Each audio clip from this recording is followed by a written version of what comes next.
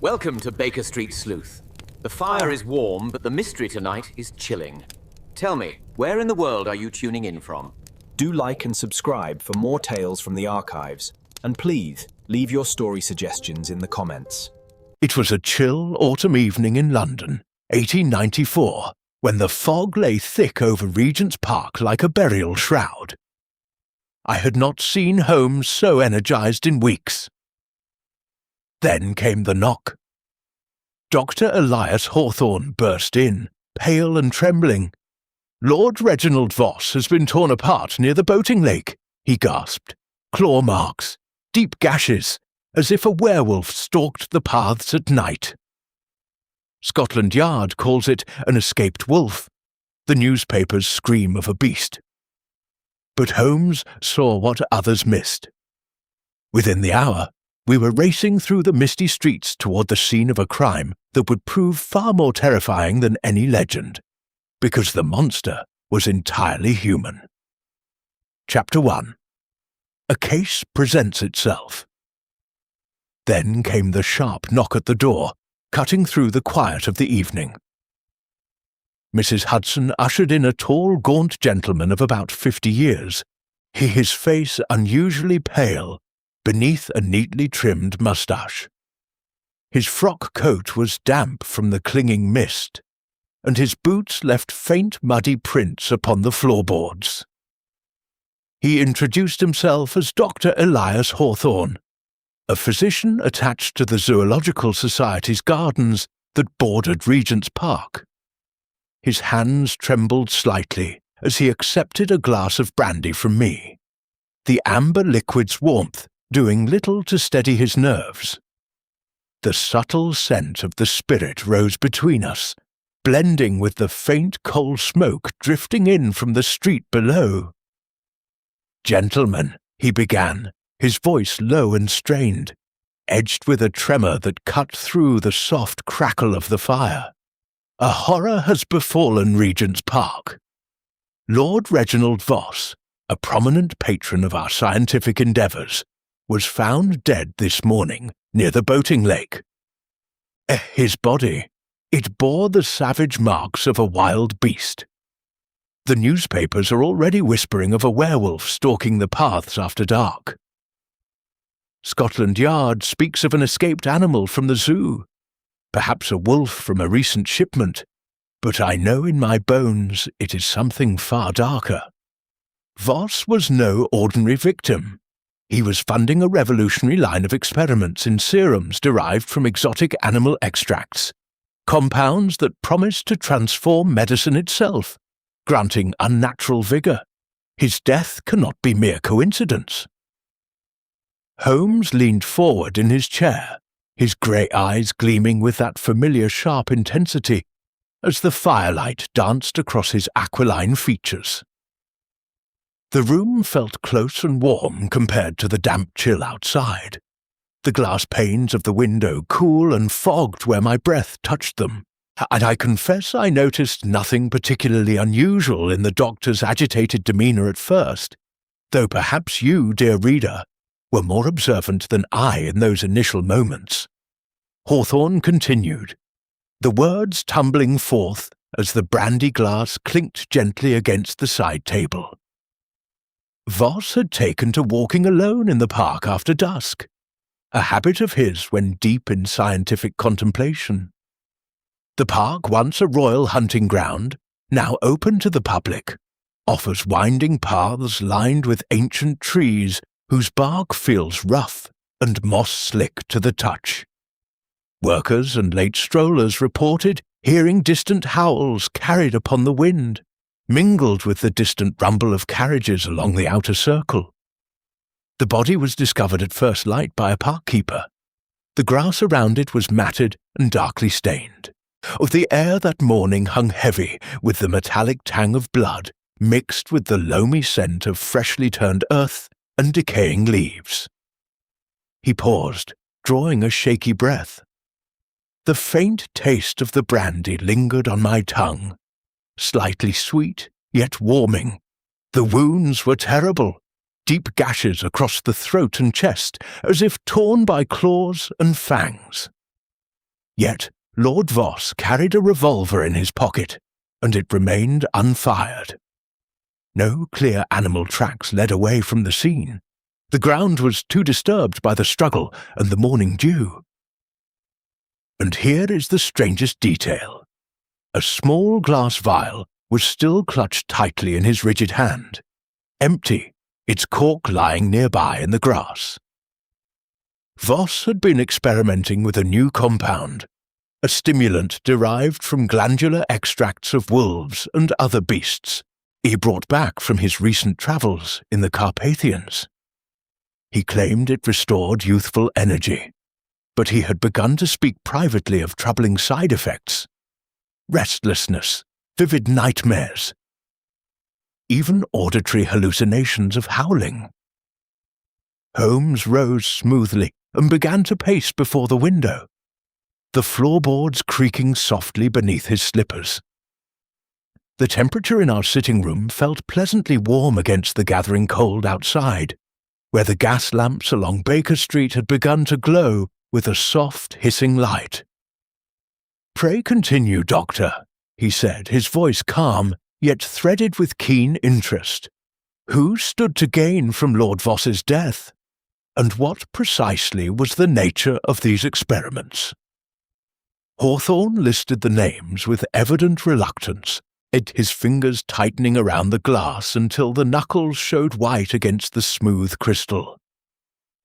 There was Professor Archibald Lang, a rival zoologist at University College, bitterly envious of Voss's generous funding and recent breakthroughs.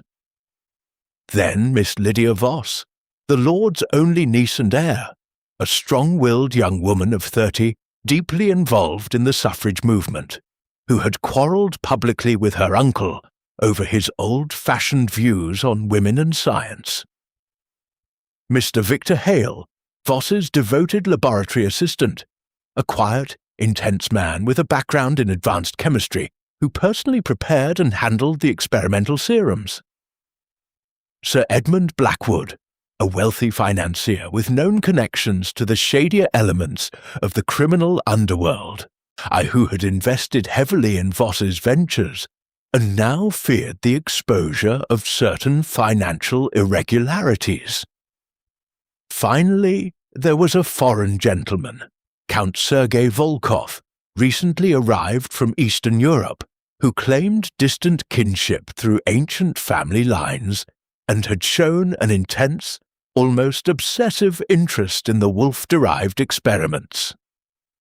Scotland Yard, under Inspector Lestrade, is inclined toward the theory of an escaped wolf or large dog, Hawthorne added, his tone weary. They cite the recent arrival of several wolves intended for the zoological gardens, but the wounds, the vial, the timing, it feels too deliberate, Mr. Holmes, too calculated. Holmes paused in his pacing, steepled his long fingers briefly, then resumed. The rich, smoky aroma of a passing hansom cab's horse drifted up from the street below, mingling with the subtler scents within our rooms. You know my methods, Watson. When you have eliminated the impossible, whatever remains, however improbable, must be the truth. This death was disguised most cleverly as the work of a beast in a public park. Yet the park itself is no locked fortress. It is open ground frequented by many. The real question is why the killer chose such a dramatic and Gothic method. Within the hour, we were rattling northward in a hansom cab toward Regent's Park, the horse's iron-shod hooves striking sharply against the wet cobblestones with a rhythmic clatter that echoed off the buildings. The air tasted of coal smoke and damp fog, cool and slightly bitter on the tongue. The cab's leather seats felt stiff and slightly chilled beneath us. As we approached the park, the broad walks and formal gardens presented a different face by daylight. The boating lake rippling grey and cold under a weak sun, its water carrying the fresh, weedy scent of aquatic plants, mixed with the faint, acrid bite of chemicals drifting from the nearby zoo enclosures. distant sounds reached us. The chatter of nursemaids pushing prams along the paths, the rhythmic clang of a gardener's tools, and the soft, repetitive lapping of water against the stone-edged lake. We made our way directly to the site where Lord Voss had fallen. The grass still bore faint, dark discolorations, despite the keeper's efforts to clean the area. Holmes knelt at once, pressing his lens close to a patch of disturbed soil. The fabric of his trousers brushed the damp earth, which felt cold and yielding. "Observe this mud, Watson," he said without looking up, his voice carrying clearly over the gentle rustle of leaves in the autumn breeze and the distant calls of waterfowl upon the lake. "It is no ordinary park soil. There is a distinct reddish clay here, mixed with fine particles of coal dust and a peculiar oily residue. Such a combination is found only near the industrial wharves and warehouses along the Thames, where exotic cargoes and chemical shipments are regularly unloaded." I peered closely at the faint smudge upon a nearby stone, feeling its rough, chilled surface beneath my fingertips. The significance of it escaped me entirely at that moment. I wonder if it escaped you as well, dear reader. Holmes rose, brushing the soil from his hands with a grim expression of satisfaction upon his sharp features. "I encountered similar evidence once before, it in that singular affair of the missing merchant's cargo from the docks. A man's boots and the soil upon them betrayed journeys he vehemently denied, despite an elaborate alibi constructed around his club. The ground, Watson, remembers every step a man takes, and the commerce of the great river leaves its unmistakable signature upon those who traffic in its shadows." As we continued our careful examination of the area, the park's everyday sounds enveloped us once more. The soft crunch of gravel beneath other walkers' boots, the laughter of children playing at a distance, and the occasional sharp cry of a rook overhead. The air grew noticeably cooler as heavy clouds began to gather, promising rain before nightfall. Hawthorne pointed out the fragments of the small glass vial still lying where they had been found, its broken pieces smooth and cool to the touch, etched with faint laboratory markings that spoke of precision and secrecy. That same evening, back in the familiar comfort of our Baker Street sitting room, we sat over a simple supper of cold roast beef sliced thin, its savoury flavour heightened by a touch of sharp mustard, and a glass of good ale, whose bitter, malty taste refreshed after the long day. The fire burned steadily, casting a warm orange glow across the room, while the scent of Latakia tobacco curled lazily from Holmes's pipe. He steepled his fingers once more, his expression thoughtful. "The game is truly afoot, Watson," he said quietly. "A prominent man lies dead in a public park, his murder most artfully disguised as the attack of a mythical beast. And the crime is connected to a scientific discovery that could bring either great benefit or terrible danger. We have 5 individuals with both opportunity and strong motive, yet one invisible thread already binds several of them: the river and the secrets that flow along its busy wharves."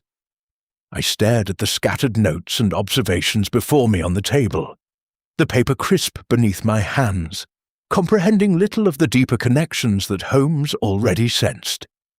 Looking back now, the clue in that reddish mud and the empty vial was plain as day. Did you see what I missed in those first critical hours? The mystery pulled us inexorably forward into the fog-shrouded streets of London, where lengthening shadows hid truths far darker than any mere werewolf legend. What awaited us in the days to come I could scarcely have imagined. Our Chapter 2, Into London's Streets. The following morning dawned grey and uncertain, with a pale, watery light struggling to pierce the thick yellow fog that still blanketed much of London. The air outside 221B Baker Street hung heavy with the damp scent of wet wool from our overcoats, and the sharp, animal tang of horse sweat as the cabs moved through the streets. Holmes was in fine form, his eyes bright with purpose as we descended the stairs and stepped into the chill. The pavements felt uneven and slick beneath our boots, coated with the overnight moisture that made every step slightly treacherous. The temperature hovered in that uncomfortable zone between lingering autumn frost and the damp cold that seemed to press upon the lungs. Our first call was at the Voss townhouse near the southern edge of Regent's Park, at a grand residence built of pale Portland stone. The hallways echoed with the crisp click of our boots upon the polished marble floors, which felt cool and unyielding even through leather soles. Miss Lydia Voss received us in the drawing-room, where the air carried the delicate scent of lavender perfume and the faint musty odour of old books lining the walls. She was a woman of 30, with determined eyes and a firm jaw, her hands twisting a handkerchief of fine soft linen in evident agitation. "My uncle was a true visionary, Mr. Holmes," she said, her voice steady though grief coloured every word, punctuated by the steady ticking of a tall grandfather clock in the corner. "His work with glandular serums could have revolutionized treatments for exhaustion and age-related weakness. But in recent months he grew secretive, almost obsessed with old Carpathian legends.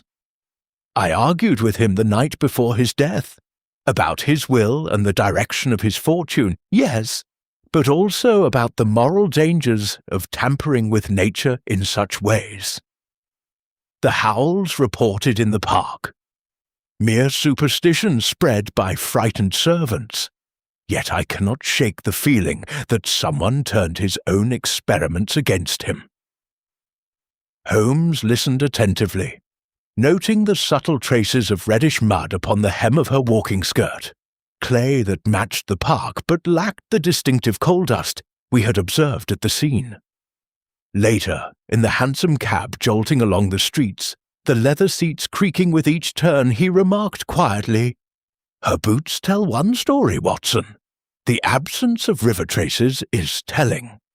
From the townhouse, we proceeded to the university laboratories in Bloomsbury, a world of bubbling retorts and sharp chemical odours.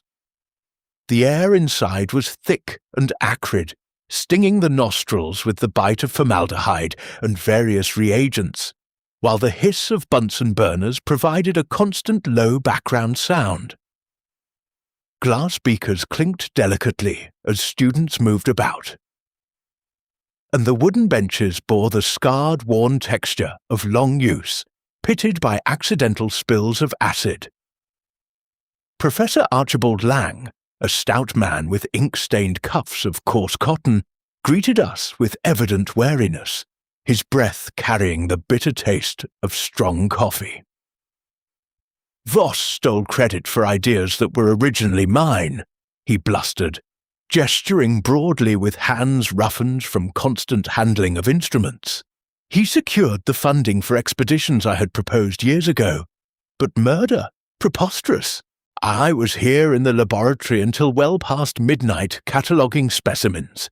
The night watchman will confirm it." Holmes examined a leather-bound ledger, lying open on the bench, its pages crisp and slightly yellowed at the edges, noting several discrepancies in the recorded times. The laboratory's atmosphere felt warm and stuffy compared to the foggy streets outside, the metal of the microscope smooth and cool when touched. Sounds of footsteps and distant lectures filtered through the heavy doors. I set down these details precisely as Holmes observed them.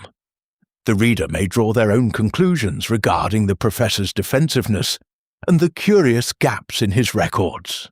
Our next destination took us eastward to the bustling docks along the Thames, a stark contrast to the ordered calm of the university. Here the air reeked of brine, of rotting fish guts, and thick coal smoke belching from steamers, creating a choking, pungent atmosphere. Warehouses rose like dark cliffs, their wooden planks rough and splintered, the ground a treacherous mix of wet cobbles and sucking mud that clung heavily to our boots with a cold, viscous texture. Cranes groaned and chains rattled overhead, while dock workers shouted in coarse, accented voices that blended with the constant slap and lap of oily water against wooden hulls. Mr. Victor Hale, Lord Voss's laboratory assistant, was supervising the unloading of crates containing exotic animal specimens. The crates gave off a faint musky odour of straw and dried fur. Hale was a slender, sallow-faced man whose hands showed the calluses of one accustomed to handling chemicals and glassware. He spoke hurriedly amid the din of unloading cargo, his words nearly drowned by the clang of metal and the shouts of labourers. "The serums were my special responsibility, gentlemen," he said, wiping his hands on a rag that smelled sharply of solvents. "Lord Voss tested the latest batch upon himself only days ago. It caused strange visions," he confided, "howls echoing in his mind even when awake. I warned him repeatedly of the risks. On the night in question, I remained at the laboratory mixing compounds until nearly dawn. The fumes alone would bear witness to my presence." Yet Holmes's sharp eyes caught a faint reddish stain upon Hale's shirt cuff. Not ink, but something earthier. And a crumpled river steamer ticket stub protruding from his waistcoat pocket, still damp and creased. Consider the facts as we knew them at this stage of the inquiry. The distinctive reddish clay mingled with coal dust at the site of the tragedy. The empty vial clutched in the dead man's hand, the web of professional rivalries and financial stakes surrounding Voss's work. Several individuals had clear opportunity that foggy night. Several possessed strong motives tied to money, scientific glory, or hidden dealings. Which of them would you have suspected most strongly, knowing only what we possessed then? I confess I found myself quite lost amid the rapid accumulation of detail and contradiction. Were you any clearer in your own mind? Our fourth and final significant call that day was at a popular music hall in Soho, where Sir Edmund Blackwood was known to conduct certain discreet business, and the interior throbbed with warm gaslight and the mingled scents of cheap perfume, spilled ale, and layers of tobacco smoke. Rich Virginia blended with harsher, cheaper varieties. The wooden floorboards were sticky underfoot, worn smooth by thousands of boots, while the orchestra's brassy tunes clashed with raucous laughter and the constant clink of glasses. The air felt oppressively warm and close after the chill fog outside, carrying the faint taste of sour beer upon the tongue. Blackwood, a burly man with a scarred cheek and heavy jowls, laughed off our questions with forced heartiness. Investments in Voss's scientific quackery? Purely business, gentlemen. I was here enjoying the evening's entertainment. The can-can dancers can vouch for me. His waistcoat of plush velvet felt soft and expensive beneath a casual touch. Yet Holmes later noted the faint but unmistakable smell of river mud clinging to the turn-ups of his trousers, entirely incongruous with the music hall's interior. As the short autumn day waned and gas lamps began to ignite with soft popping sounds along the streets, casting long wavering shadows, the evidence had begun to accumulate like the fog itself. Alibis overlapped, yet frayed at the edges under scrutiny. Traces of the Thames appeared on clothing where they had no rightful place. Scientific notes hinted at a serum capable of inducing rage or terrifying hallucinations. Questions multiplied with every new interview, and the net of suspicion seemed to tighten even as the true shape of the crime remained frustratingly veiled behind the dramatic disguise of a werewolf attack in the heart of Regent's Park. We returned to Baker Street as true night fell, the mystery deepening with every passing hour and every new layer of London's teeming streets. Chapter 3. Deeper Waters.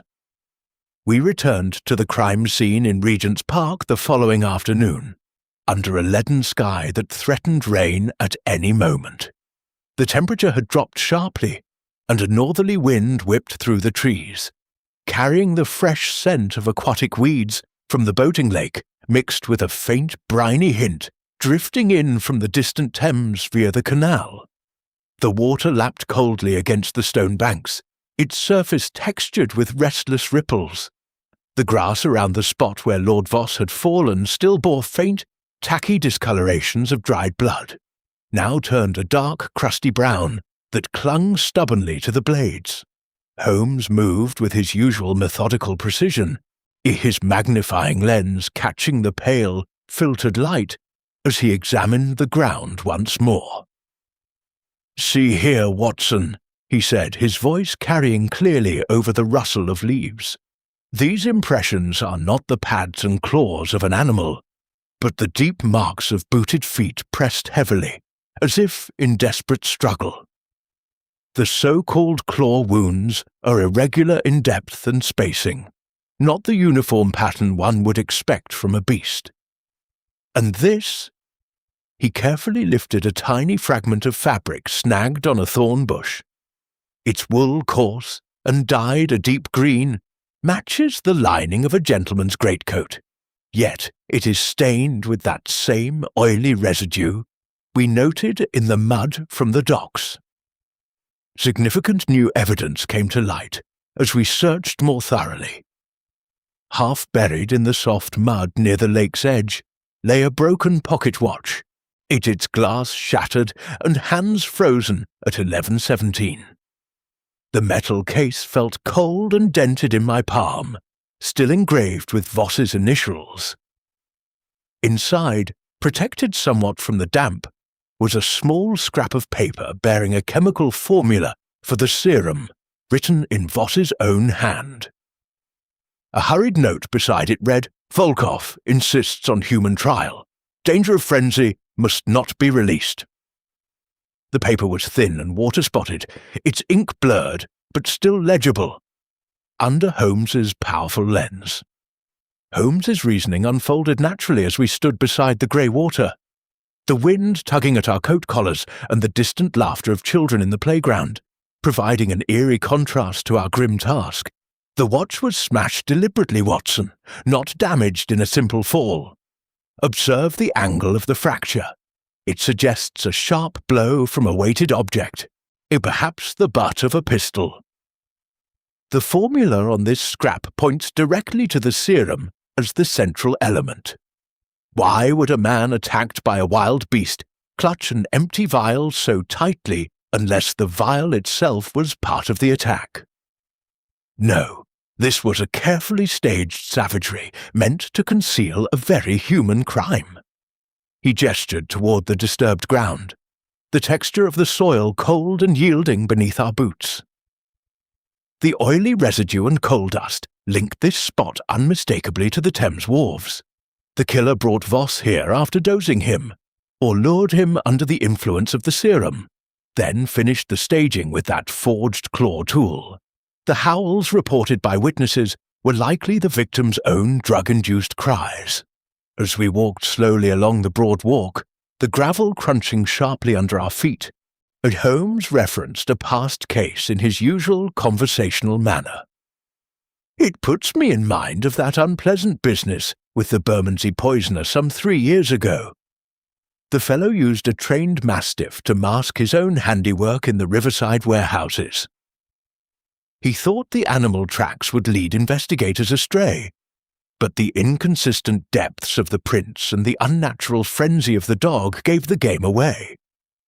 he had laced meat with a compound to drive the beast into a rage, much as this serum appears designed to induce hallucinations and aggression in a man.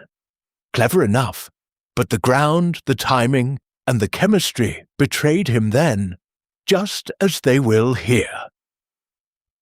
Complications arose almost immediately when Inspector Lestrade arrived on the scene, his bowler hat damp with mist and the rough wool of his coat brushing against the thorn bushes. "It's clearly an animal, Holmes," he declared confidently. "The zoo confirms one of the new wolves went missing from the shipment the very night of the murder. Tracks lead toward the canal path." Holmes countered by pointing out the complete absence of consistent animal spoor, and the lingering human scents upon the handkerchief we had recovered earlier. A faint musky cologne that spoke of a gentleman rather than a beast.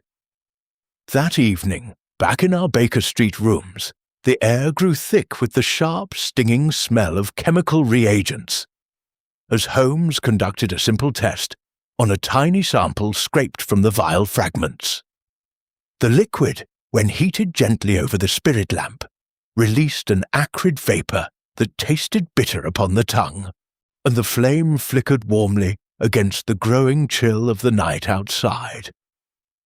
Where rain had finally begun to patter softly against the window pane, the serum amplifies aggression and induces terrifying auditory hallucinations, Watson, Holmes concluded, wiping his hands on a cloth. Administered subtly, perhaps in a glass of wine or brandy at a private meeting, it could make a rational man behave like a frenzied animal, or allow a killer to frame the death as the work of a mythical werewolf. The theatricality was deliberate, meant to send Scotland Yard chasing shadows, while the real motive, control of the formula and its profits, remained hidden. I did not fully understand the direction all this pointed then, though I fancy some readers may have already guessed the shape of the truth forming beneath the Gothic surface, and the signs of purely human agency had been present from the start, hidden in plain sight amid the whispers of werewolves and Carpathian legends. New understanding began to dawn as the connections between the park, the river docks, and the rival scientific ambitions solidified in my mind. The past was beginning to speak clearly through the physical evidence, and the deeper waters of the Thames seemed to hold the darkest secrets of all. Yet fresh complications arrived with the Evening Post.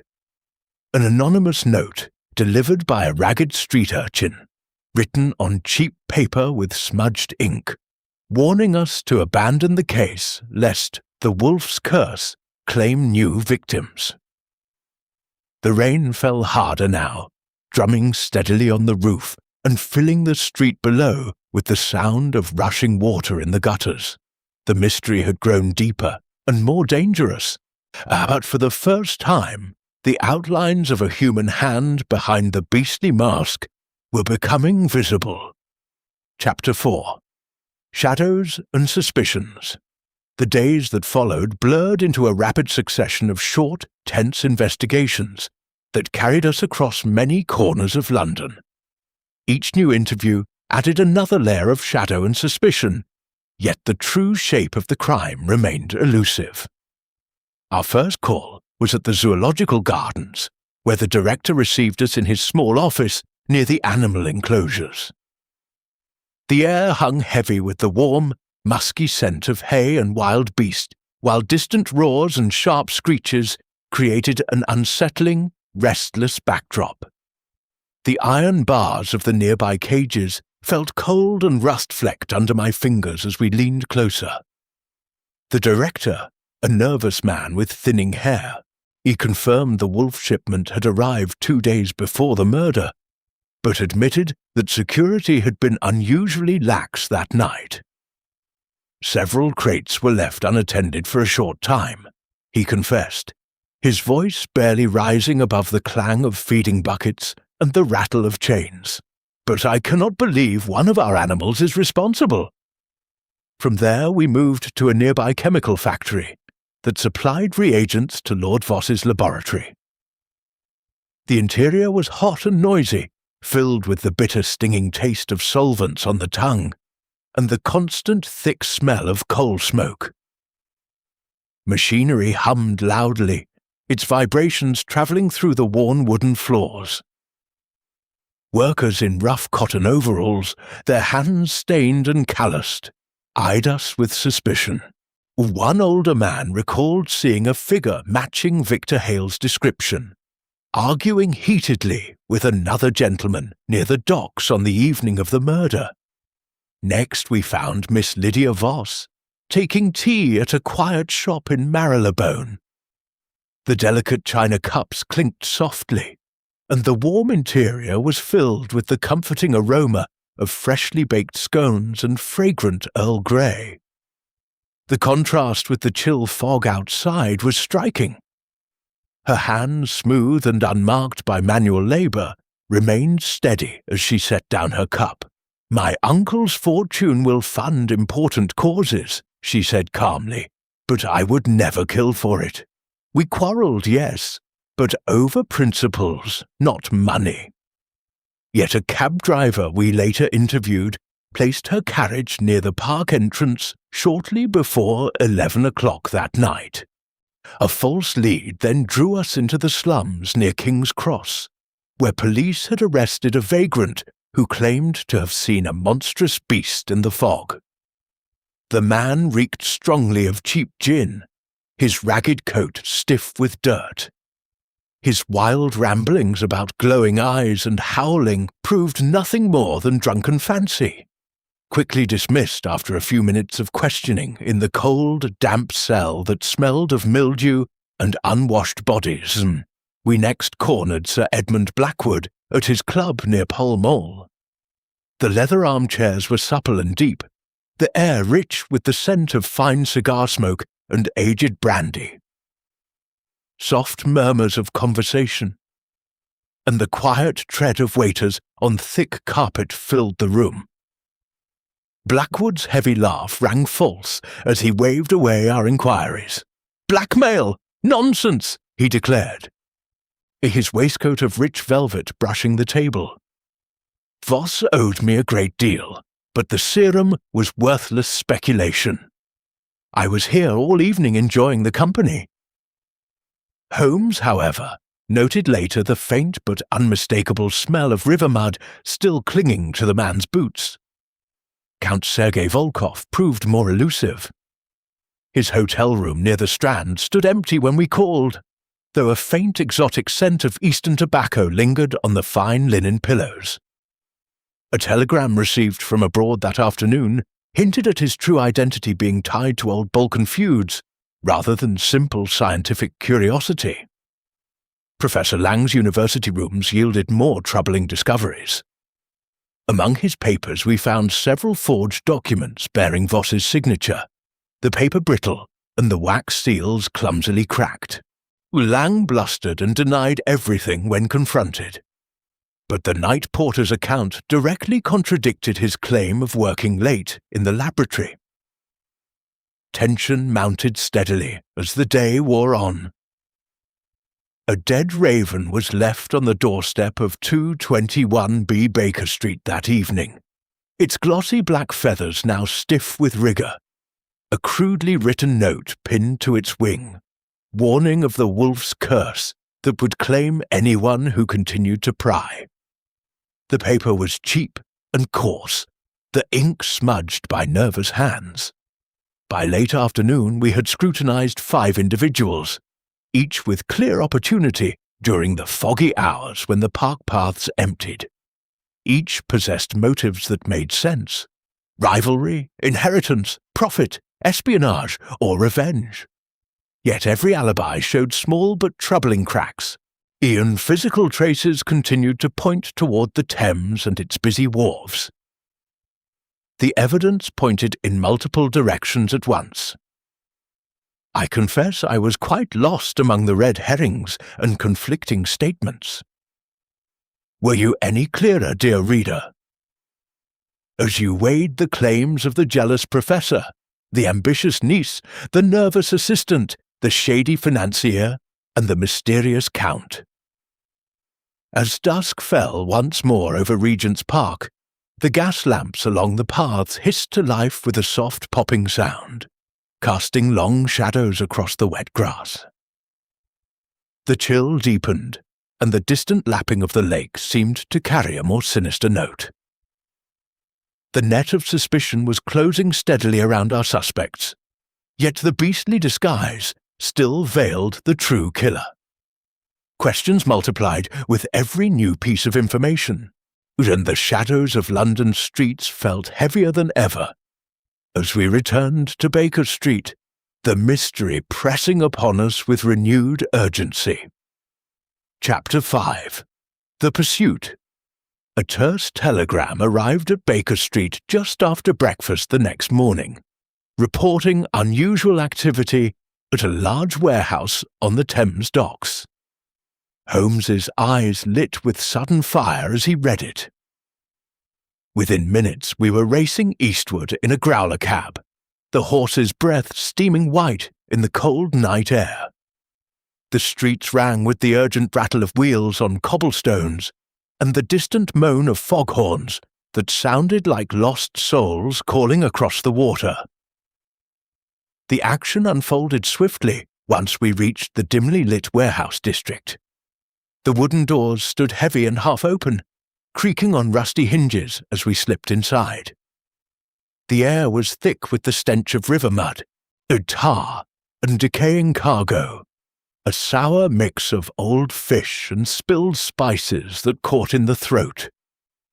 The floorboards groaned beneath our boots, rough and splintered, while the temperature dropped sharply near the water's edge, where dampness seeped through the walls. Tall crates loomed in the shadows, their surfaces dusty and coarse to the touch. A lantern glowed faintly at the far end. A figure moved there, Victor Hale, bent over a crate of glass vials that glinted coldly in the weak light. Holmes raised a hand for silence. We advanced carefully, the lap of oily waves against the pilings and the distant creak of ships rigging the only sounds. "Stop where you are, Hale!"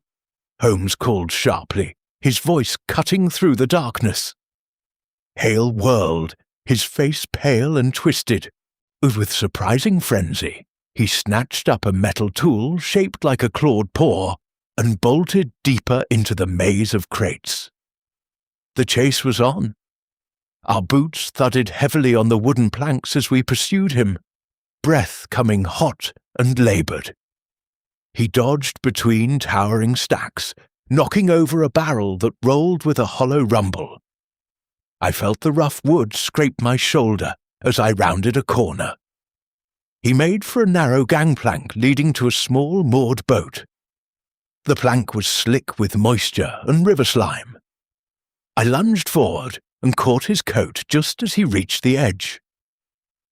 We grappled fiercely, his wool sleeve rough against my hands.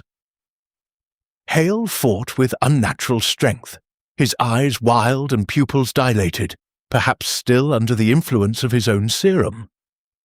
The cold, oily water of the Thames lapped only inches below us, its chill breath rising like a threat. With a final effort, I wrestled him down onto the damp planks. Holmes was beside me in an instant, securing the man's wrists with a length of cord. Hale's chest heaved, his breath ragged and sour with fear and chemicals. Constables, summoned by the commotion, arrived moments later with bull's-eye lanterns that cast harsh, swinging beams across the warehouse, their boots clattering loudly on the boards. Key evidence spilled from Hale's pockets as we searched him. A small leather ledger, its pages still crisp despite the damp, detailed sales of the experimental serum to foreign buyers.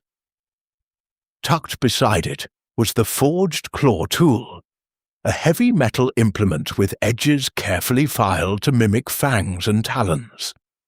Traces of dried blood and the same reddish clay from the park still clung to its surface, Holmes examined the tool under the lantern light, turning it slowly in his hands. The flame flickered warmly against the surrounding chill. "Observe the craftsmanship, Watson. Not the work of any beast, but a deliberate instrument designed to simulate a savage attack.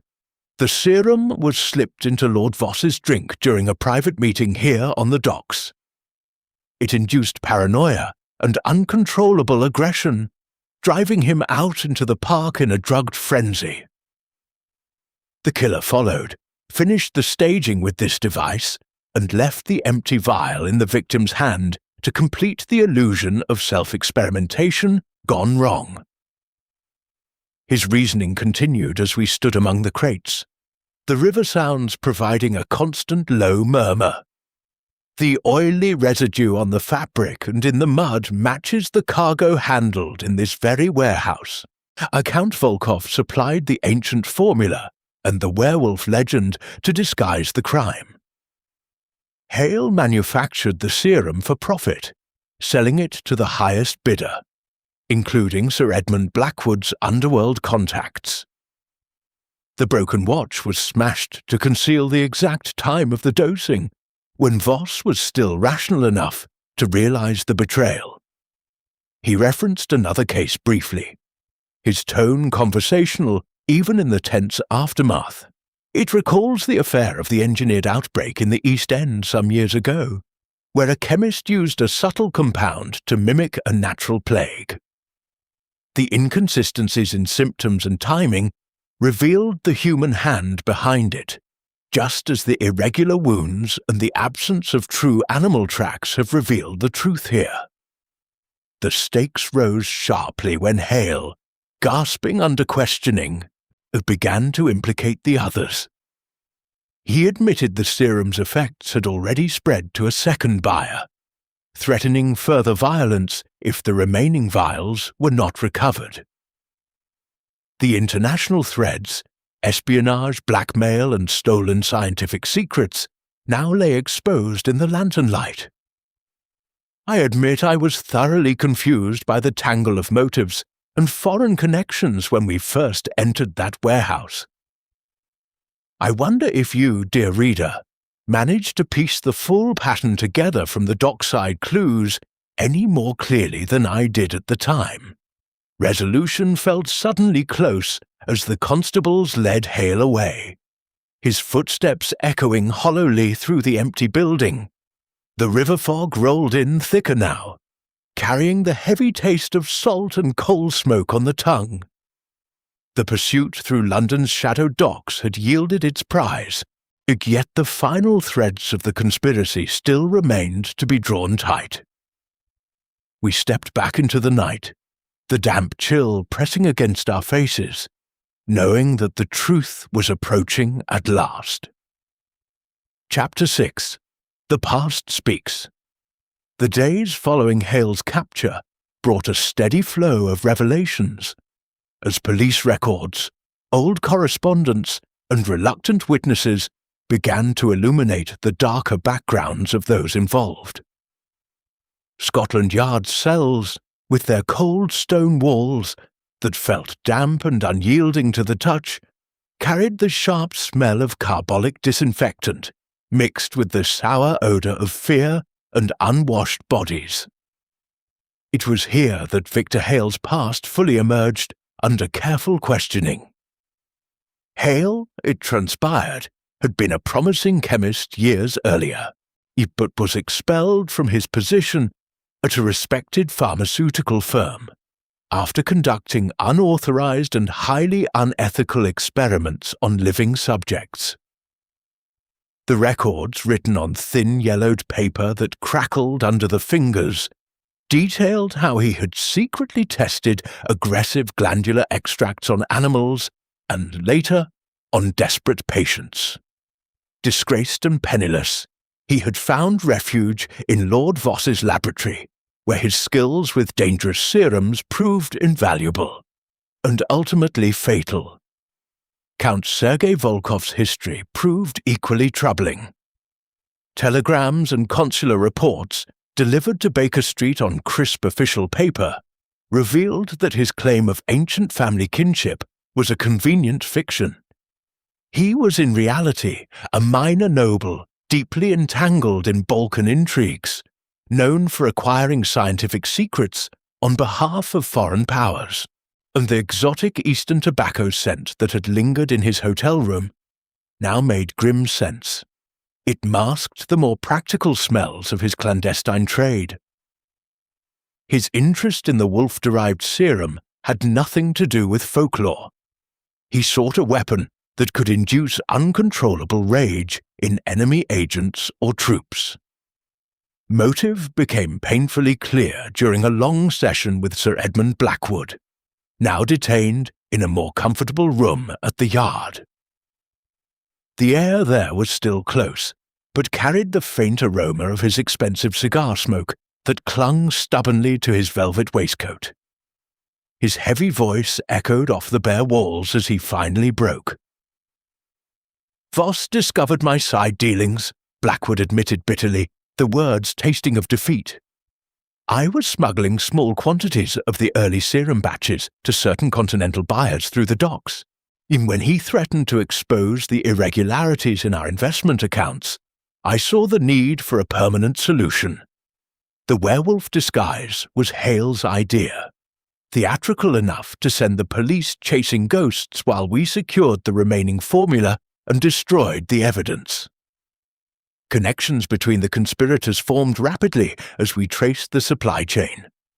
A discreet photography studio in Whitechapel provided the final links. The owner, a nervous little man with ink-stained fingers, reluctantly showed us the glass negatives stored in cool, dark cabinets. The chemical smell of developing fluids still hung sharp in the air, mingling with the musty odour of old paper and leather-bound ledgers.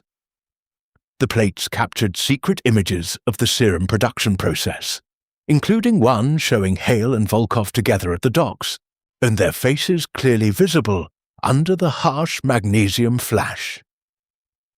As these pieces locked into place, I found myself reflecting quietly in the quiet hours at Baker Street.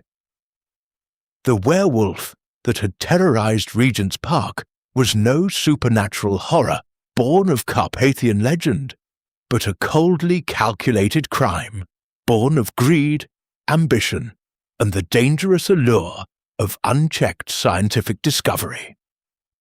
The signs had been there from the very beginning. The reddish clay and coal dust that spoke of the river, the empty vial clutched in the victim's hand, the rivalries that simmered beneath polite scientific discourse, and the theatrical howls that conveniently masked a very human betrayal. In hindsight, we should have recognized them sooner. The ground had told its story plainly, yet the Gothic disguise had clouded our vision for too long, and the past spoke with uncompromising clarity now. Professor Lang, though jealous and dishonest in his rivalry with Voss, had played no direct part in the murder. His forged documents were a separate, smaller crime of ambition. Miss Lydia Voss, whose public quarrels with her uncle had seemed suspicious, emerged as entirely innocent, her only fault a passionate commitment to causes her uncle disapproved of. The true conspiracy had been woven between Hale's chemical expertise, Volkov's foreign contacts, and Blackwood's financial ruthlessness, with the busy Thames docks serving as their hidden marketplace. Set up for the final resolution came swiftly. Lestrade arrived at Baker Street that evening, his face flushed with a mixture of embarrassment and relief, and the rough wool of his coat still carried the damp smell of the streets. As he handed Holmes the latest reports, all remaining vials of the dangerous serum had been recovered from the warehouse, preventing further harm.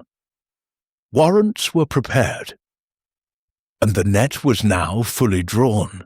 The pieces of this dark puzzle had at last connected into a coherent and damning picture. What had begun as a Gothic tale of a beast stalking Regent's Park had revealed itself as something far more ordinary and far more terrible.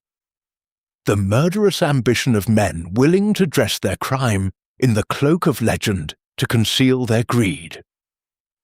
The river had given up its secrets, the past had spoken, and justice, though delayed, now stood ready to claim its own.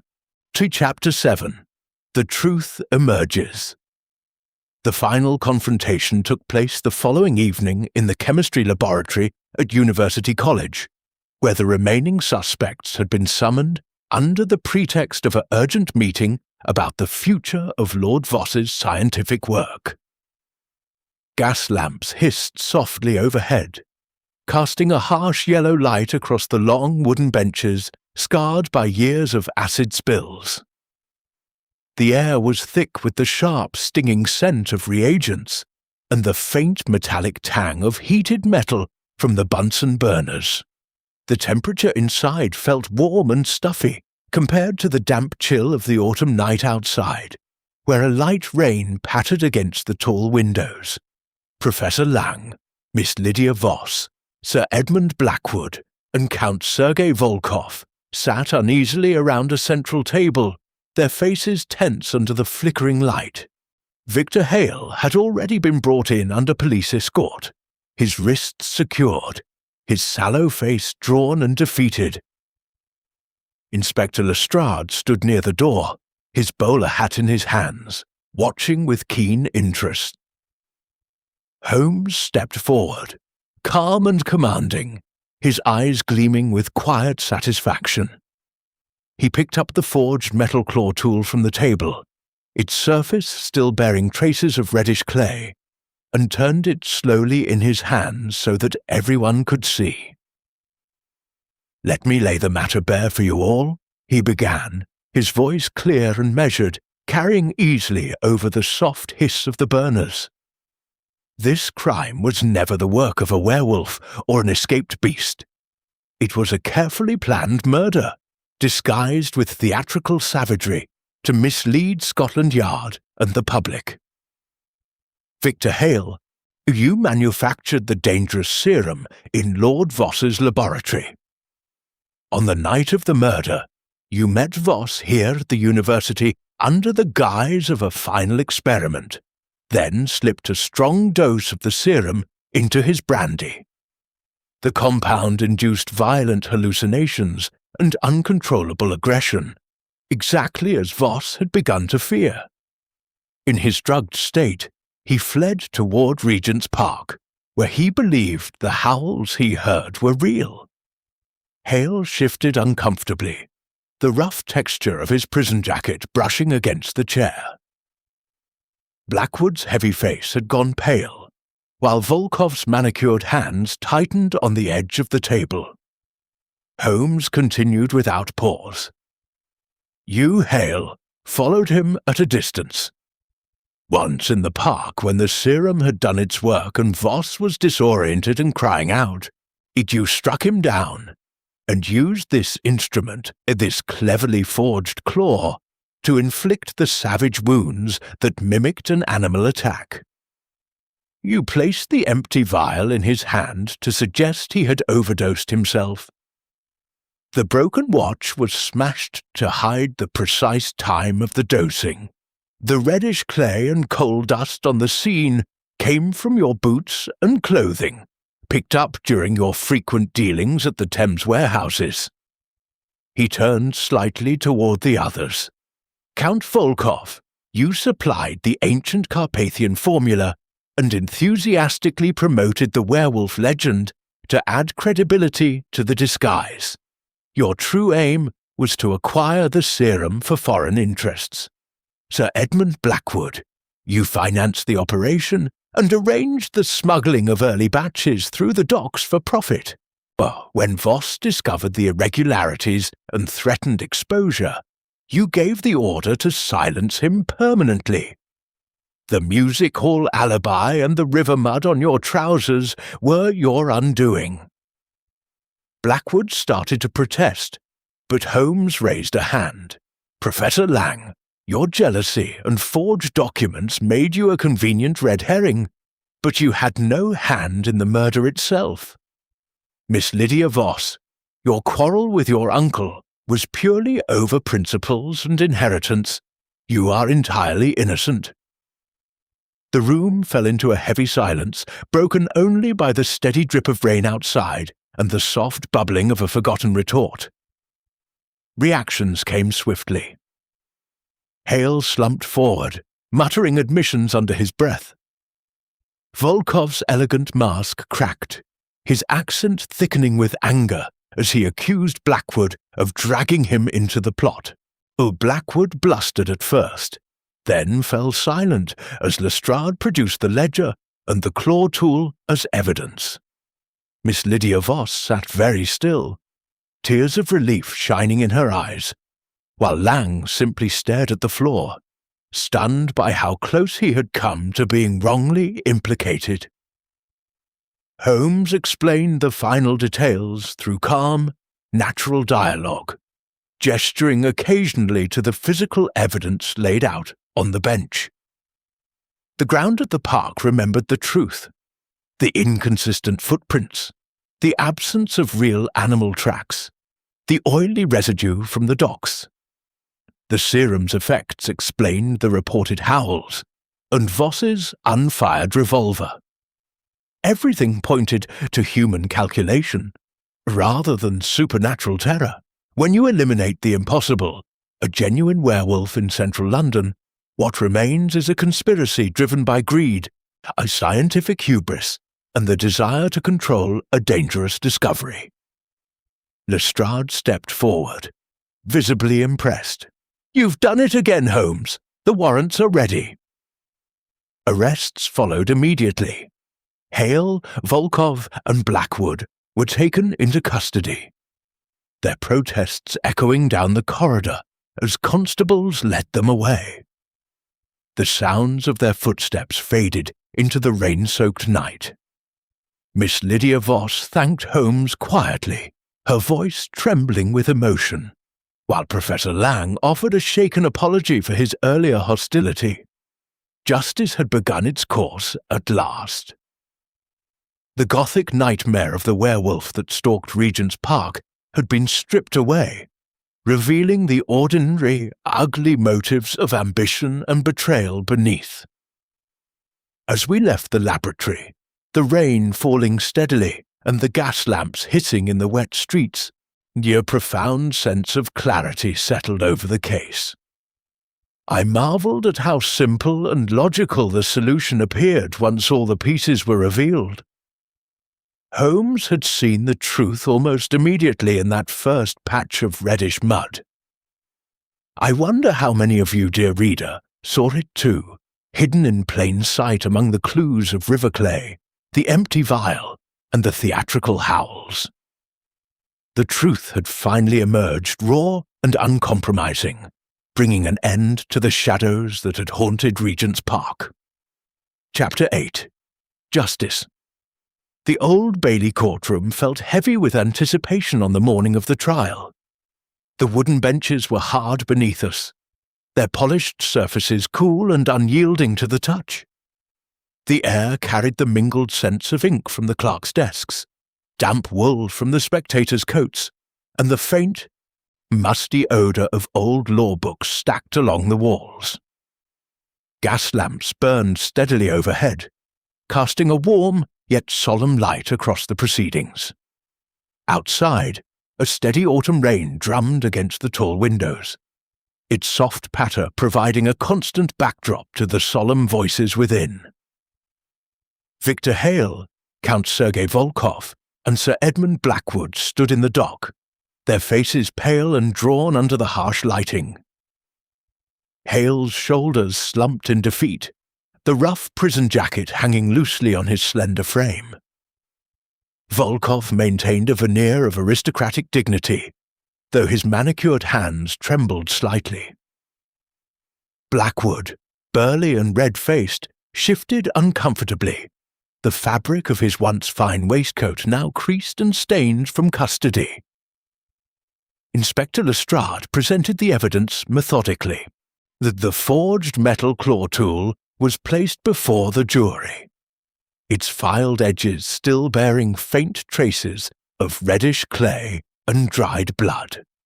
The leather ledger from the warehouse, its pages crisp despite the river damp, detailed the illegal sales of the serum. The broken pocket watch and the water-spotted chemical formula scrap were shown, along with photographs from the Whitechapel studio capturing Hale and Volkov together at the docks. Each piece was handled with care, the paper and glass feeling cool and official in the courtroom's solemn atmosphere. The criminals' responses unfolded in stages. Hale broke first during cross-examination, his voice cracking as he admitted mixing the serum and slipping it into Lord Voss's drink at the laboratory meeting. "I only wanted the money," he whispered, with the words barely audible over the scratching of the court reporter's pen. "The serum made him frantic. I followed and used the claw to make it look like a beast. The howls were his own cries."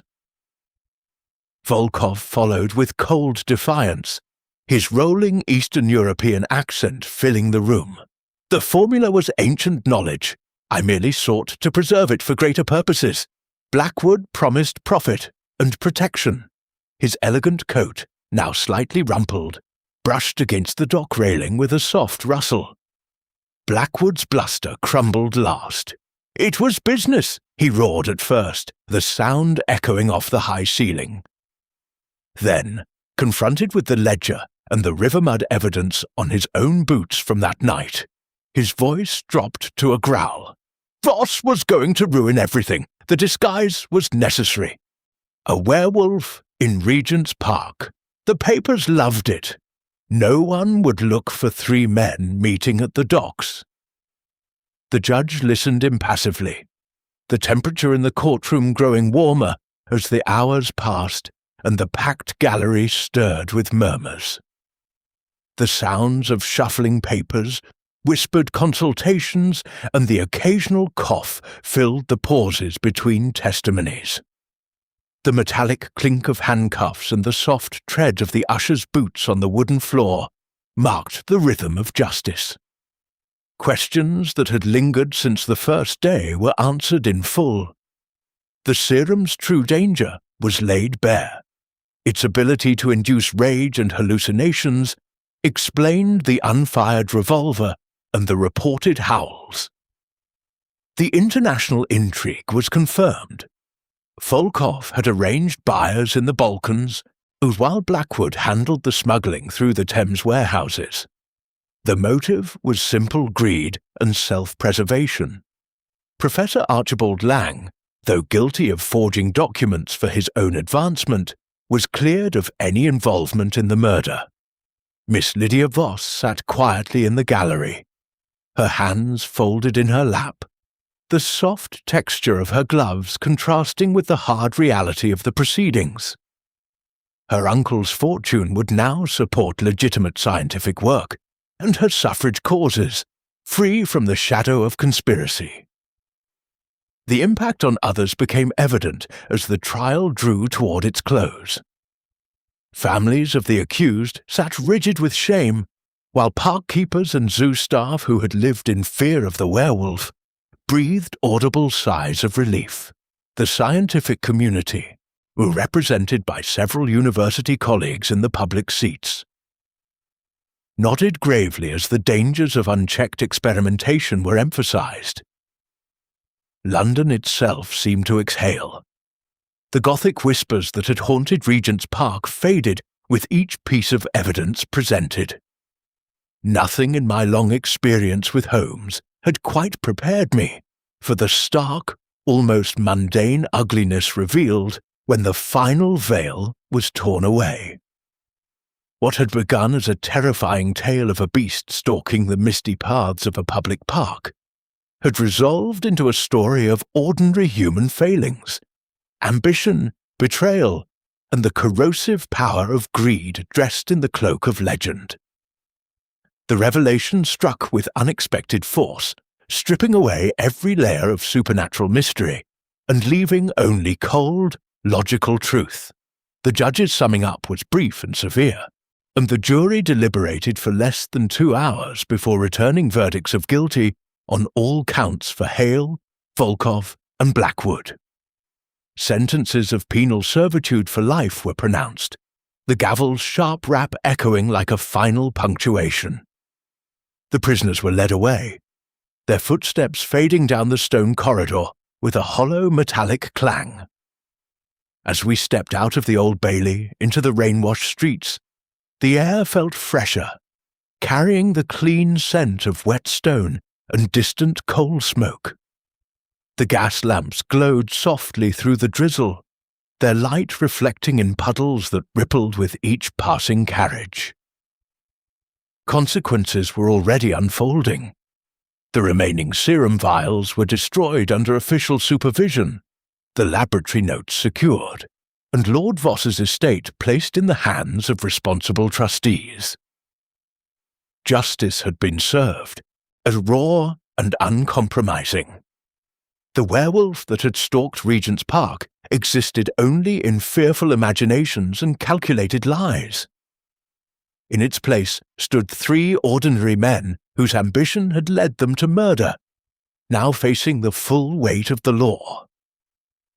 The city moved on, its streets busy once more with the rattle of wheels and the calls of vendors, but for those touched by the case, the restoration of order brought a quiet, hard-won peace.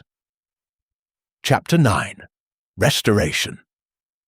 The legal conclusion came swiftly in the weeks following the Old Bailey trial. The convictions of Victor Hale, Count Sergei Volkov, and Sir Edmund Blackwood were upheld without appeal, their sentences of penal servitude for life recorded in the heavy ledgers of the court. The documents, bound in stiff vellum and sealed with red wax that felt smooth and cool beneath the fingers, were filed away in the dim archives of the Royal Courts of Justice. Outside, the autumn rains had given way to clearer, colder skies, and the air in London carried a sharper bite, laced with the clean scent of wet stone pavements and distant wood smoke from household fires. Miss Lydia Voss was fully cleared of any suspicion. She sat beside us in the solicitor's office on a crisp morning, the soft texture of her wool travelling cloak brushing the polished oak table. Sunlight streamed through the tall windows, warming the room after the chill of the street. Her hands, steady now, and gloved in fine kid leather, signed the necessary papers that transferred control of her uncle's estate into responsible hands, and the lavender scent of her perfume mingled gently with the faint must of old legal papers and the rich aroma of coffee brought by the clerk. "Uncle Reginald's work will continue," she said quietly, her voice carrying a new strength, "but only in ethical directions. No more dangerous serums or reckless experiments. The funds will support genuine medical research and the causes I believe in." Professor Archibald Lang, though reprimanded for his forgeries, escaped criminal charges after making full restitution. He had appeared before us earlier that week at the university, his ink-stained cuffs replaced by fresh linen, his face flushed with embarrassment as he offered a formal apology. The laboratory benches, still scarred and smelling faintly of old reagents, would now be used under stricter oversight. The innocent were truly vindicated, and the park keepers who had lived in terror of nighttime howls returned to their duties with lighter steps. The zoo staff celebrated the safe return of their animals, the musky scent of hay and the distant calls of birds and beasts, once more a source of routine comfort rather than fear. Lord Voss's scientific legacy, stripped of its darker elements, found new life in a reformed laboratory wing at University College. Students moved through the halls again, their footsteps echoing on the cool stone floors. The air filled with the familiar sharp tang of chemicals used only for legitimate study. Futures began to unfold in quiet, hopeful ways. Miss Voss threw herself into her suffrage work with renewed energy, her carriage now often seen near Regent's Park on bright afternoons. The paths, once shadowed by dread, rang again with the laughter of children and the crunch of gravel underfoot. The boating lake reflected clear autumn skies, its water cold and rippling gently, free from the stain of violence. Even the docks along the Thames seemed less menacing. The warehouses, with their rough wooden planks and lingering smells of tar and brine, returned to ordinary commerce under closer watch. Normalcy slowly returned to Baker Street as well.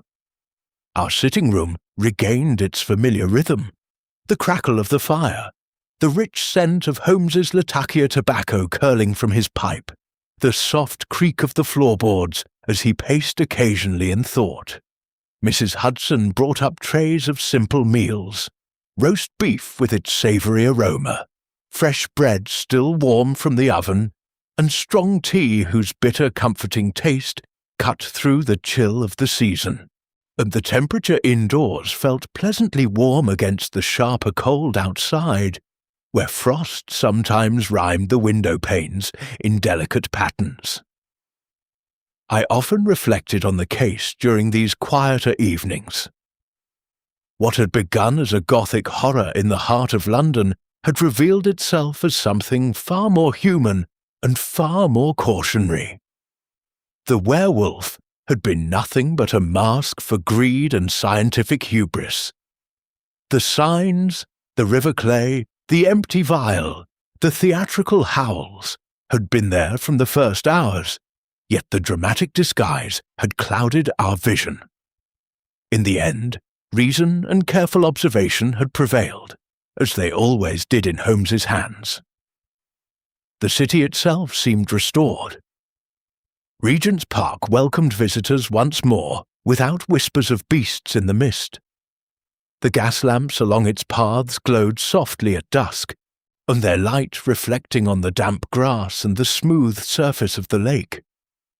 The broader streets of London continued their ceaseless rhythm. The clatter of hansoms, the calls of street vendors, the distant rumble of trains, carrying the familiar mix of coal smoke, horse leather, and the ever-present damp earthiness of the great metropolis. As I sit writing these final notes on the case, the fire burns low and the room feels peaceful. The restoration is nearly complete. Order has returned to the lives touched by Lord Voss's death, and the dangerous serum that threatened to unleash further chaos has been destroyed. London, with all its shadows and wonders, moves forward once again. In the quiet satisfaction of a mystery solved and justice served, one cannot help but feel a deep gratitude for the power of observation and logic, and the werewolf that stalked Regent's Park was laid to rest not by silver bullets or ancient rites, but by the steady light of truth. And in that light, the city found its balance restored. Chapter 10. Baker Street Reflections. The fire crackled cheerfully in the grate at 221B Baker Street, casting a warm orange glow across the familiar sitting room. It was a quiet evening in late autumn, the kind that settles comfortably after the storms of a difficult case. Outside, a light frost had formed on the window panes, their cold glass patterned with delicate crystalline designs that caught the firelight. Inside, the air was pleasantly warm, filled with the rich, smoky aroma of Holmes's favourite Latakia tobacco, and the faint, comforting scent of leather from our well-worn armchairs. A simple supper of cold roast beef, sharp cheese, and fresh bread had been cleared away, leaving only the pleasant aftertaste of good ale on the tongue. Holmes sat in his usual chair, long legs stretched toward the fire, his pipe sending lazy blue spirals toward the ceiling.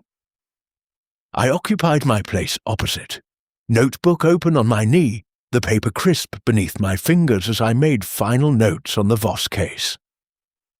The distant sounds of London drifted up faintly.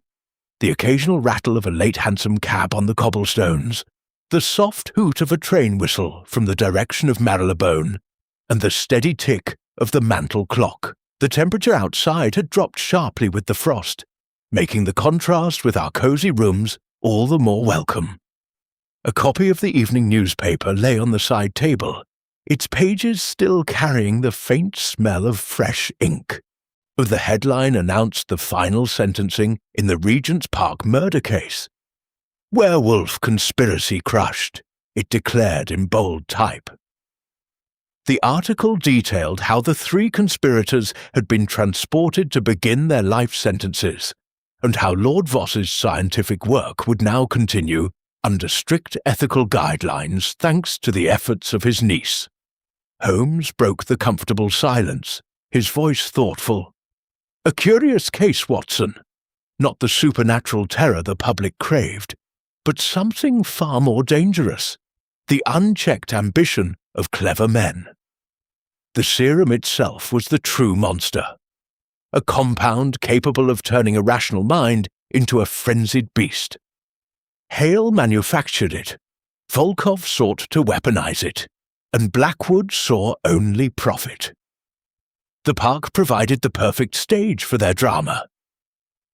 I nodded, remembering the cold, the damp grass near the boating lake, and the metallic tang of blood that had lingered in the air that first morning. The disguise was masterful in its way. By invoking old Carpathian legends and staging the attack so brutally, they nearly succeeded in sending us all chasing shadows. The river clay on the boots, the empty vial, the forged claw, each piece was meant to point away from human hands. Holmes steepled his fingers, eyes gleaming with quiet satisfaction. Precisely. When the impossible is removed, a genuine werewolf roaming central London, only the human explanation remains. The ground at the park remembered the truth. The docks betrayed their frequent visitors. Even the broken watch told its story once examined properly.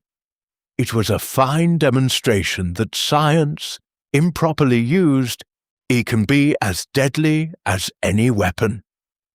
We spoke at length of the broader implications. The case had highlighted the growing tension between rapid scientific discovery and moral responsibility in our modern age. Lord Voss's experiments, born of a desire to conquer human weakness, had nearly unleashed something far worse. The international threads, Volkov's foreign contacts and Blackwood's smuggling network, served as a reminder that London's busy river carried not only goods but also dangers from distant shores. Miss Lydia Voss, now free to direct her uncle's fortune, promised a more cautious path forward, blending genuine medical progress with her passionate social causes. As the fire burned lower, Holmes rose to play a few soft notes on his violin. The melancholy strains filled the room, blending with the crackle of the logs and the distant murmur of the city. The bow moved smoothly across the strings, the wood of the instrument smooth and warm in his hands. I listened, reflecting on how this case had tested us both. From the first urgent visit by Dr. Hawthorne to the dramatic chase through the Thames warehouse, the investigation had moved through many layers of London life. The elegant townhouses, the bustling university laboratories, the rough docks, the formal courtroom. Each location had offered its own sensory signature. The loamy scent of the park, the acrid bite of chemicals, the briny stench of the river, the solemn stillness of the Old Bailey. In the end, the mystery that had baffled Scotland Yard and terrified park-goers had yielded to patient observation and logical deduction, and the werewolf was no supernatural entity, but a carefully constructed illusion, born of greed and fear. The signs had been present from the beginning, hidden, yet waiting for the right mind to interpret them. The restoration of order felt deeply satisfying, not only for those directly affected, but for the city itself. As the violin fell silent and the clock struck 11, Holmes returned to his chair. "Another case closed, Watson. The game was afoot, and we saw it through to its proper conclusion." I smiled, closing my notebook with a soft snap. "And London sleeps more peacefully tonight because of it." To those who have followed this account from the misty autumn evening when Dr. Hawthorne first brought the horror of Regent's Park to our door, I offer this final reflection. What appeared as a Gothic nightmare, a beast stalking the public paths under the gas lamps, proved to be the work of very human hands, driven by very human failings. The river whispered its secrets through traces of clay and oil. The ground remembered the footsteps of the guilty. Science, when twisted by ambition, can create monsters far more terrifying than any legend. Yet in the end, reason prevailed. The shadows were dispersed, the innocent vindicated, and justice served. Such is the quiet satisfaction that comes from these adventures. Not the thrill of the chase alone, but the restoration of order in a city that never truly rests. The fire burned low, the tobacco smoke drifted gently, and Baker Street lay peaceful under the frosty night sky. Another chapter in our long association had ended, and leaving behind only the memory of a werewolf that never truly existed, and the enduring truth that the greatest mysteries are often solved not by silver or superstition, but by the clear light of observation and logic. Outside, a lone hansom cab rattled past, its wheels echoing faintly before fading into the distance. Inside 221B, all was calm once more,